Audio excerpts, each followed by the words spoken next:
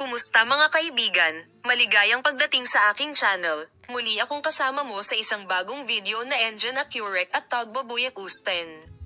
Ang mga paratang na si Tuba Buyak Usten at ang kanyang dating asawang si Onur Sailak ay napakasikat na mga pangalan ay yumanig sa agenda ng Turkish telebisyon at mundo ng sinehan, na lihim na nabuo ng ilang sandali. Bagamat ang mga alingaw na ito ay binibigyang kahulugan bilang ang muling paglabas ng mga nakaraang relasyon ng mag-asawa, ang paglitaw ng address kung saan nagkita ang mag-asawa ay lalong nagpasigla sa mga kaganapan. Narito ang mga behind the scenes ng pulong na ito na yumanig sa mundo ng magazine at ang mga detalye ng nangyari. Sinabi na sina Tugba Buyak Usten at Onur Sailak ay madalas na nagkita nitong mga nakaraang araw at ang mga pagpupulong na ito ay naganap sa isang bahay.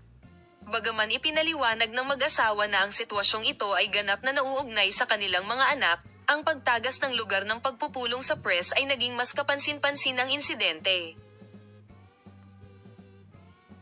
Ayon sa inihayag na impormasyon, ang pagpupulong ay naganap sa isang nakahiwalay na high-security villa sa isa sa mga sikat na distrito ng Istanbul. Sinasabing ang bahay na ito ay pag-aari ni Onur Sailak at dito nagkita ang mga dating asawa para pag-usapan ang mga isyu na may kinalaman sa kanilang mga anak. Ang dalas ng mga pagpupulong sa bahay ay hindi napapansin ng mga kapitbahay na nakatira sa malapit. Sa mga pahayag na ginawa ng ilang mga kapitbahay sa press, sinabi na si Tugba Buyak Usten ay madalas na pumapasok at lumabas ng chalet, ngunit ang mga pagbisitang ito ay kadalasan sa gabi.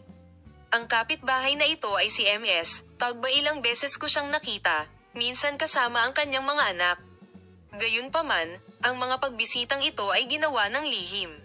Pagkatapos maipakita ang sitwasyon sa press, napagtanto ko na ang mga pagbisitang ito ay maingat na binalak, sabi niya.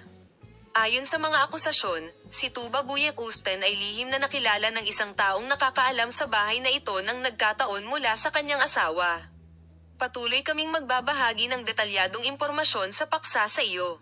Palem, makita ka sa mga bagong video.